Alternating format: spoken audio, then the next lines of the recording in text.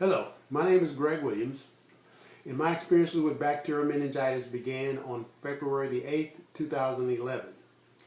My son, Nicholas Williams, was away attending college at Texas A&M University when that morning he awoke with a headache and he didn't feel well, so he decided to go to the clinic on campus. They treated him and they told him that it appeared to be flu-like symptoms and to just go back to his dorm room and get some rest. Well, after sleeping for another maybe 3 hours or so, his roommates indicated that he awoke with a very, very severe headache and he was very incoherent, so they called an ambulance and he was rushed to the local hospital. About 8 minutes after arrival, he went unconscious and they diagnosed him with meningitis. They didn't know whether it was bacterial meningitis or viral meningitis.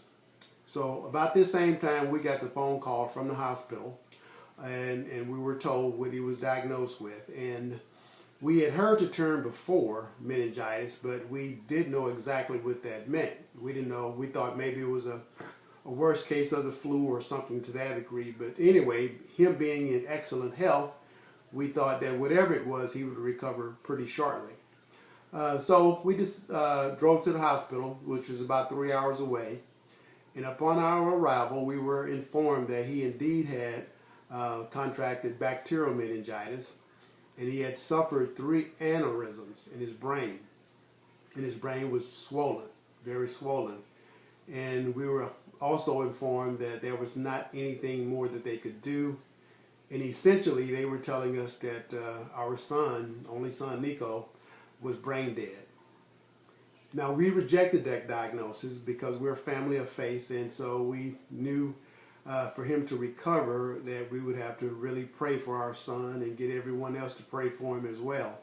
So we did just that. We called everybody, everyone we knew, co-workers, friends, and we had a lot of outpouring of support for Nicholas to recover. But unfortunately, after 3 days, there was no change in his condition, and we were forced to discontinue life support, and of course Nicholas died immediately after that. Losing a child is the most devastating experience that any parent can go through.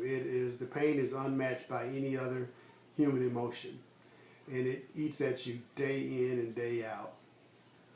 But a typical day in my life is no different than it was 8 years ago. I miss my son terribly. The way that he would call and he would enunciate dad in certain ways. He would call, when it was a quick dad, he was excited and eager to talk about something. If it was a slow dad, it was more like he needed to borrow some money or something to that effect. But the dad that I miss the most is the declaration dad, is what I call it. And that's when he would dad. And he would always use that enunciation at the end of our conversation and say, Dad, I love you. And I miss that. I miss him calling me, telling me about his day and things of that nature. But, you know, I often think about that old cliche when it says time heals all wounds. Well, whoever said that obviously didn't lose a child. The pain never goes away. It becomes less severe as time moves on, but it's always there. Throughout our ordeal, we had met so many parents who basically said the same thing that we said, that they had not known about bacterial meningitis and how potentially dangerous it was. So because of that, we decided to create the foundation in our son's name. It's the Nico Williams Foundation, and it's a nonprofit. And what we do is try to raise funds for bacterial meningitis awareness for high school students.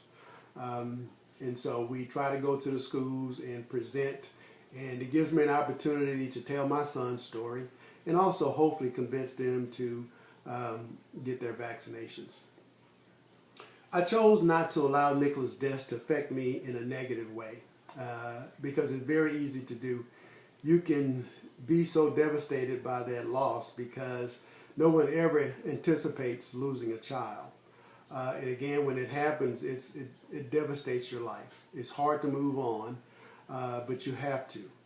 And so I decided to work with the Texas legislature. I worked with a lot of very dedicated people. They were professionals in the medical field, and we persuaded the Texas legislature to pass a bill called the Jamie Shanbaum and Nicholas Williams Act. And it's a law that requires all first-time college students in Texas to be vaccinated against bacterial meningitis. One of the challenges that I have today is the anti-vaccine movement. Now, everyone is entitled to their own opinions regarding vaccines, but everyone is not entitled to make up their own facts. And that's exactly what they do. And they're very, very effective in convincing large segments of the population that vaccines are bad. And what's really troubling for us is that they have a stronghold in the Texas legislature. They've convinced them that vaccines are bad and they cause autism and all things of this nature. So it really makes it difficult for us as a vaccine advocate to convince the legislature to pass legislation that would prevent vaccine-preventable diseases.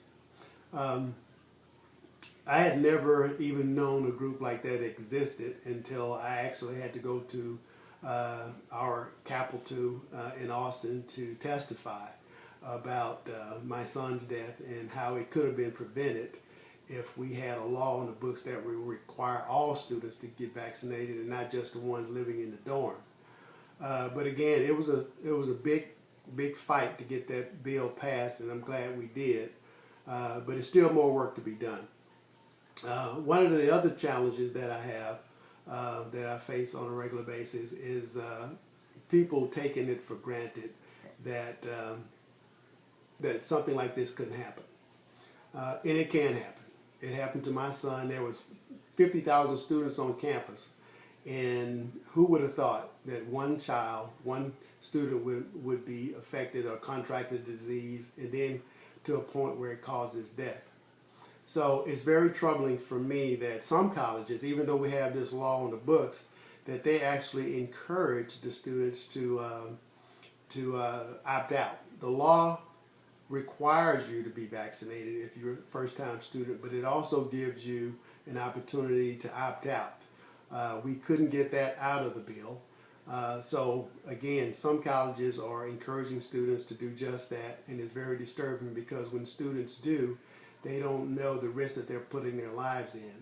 So again, one of the purposes of our foundation is to reach the high school students and try to convince them to get vaccinated. Even though you can opt out, it's best to get vaccinated. You shouldn't play Russian roulette with your life.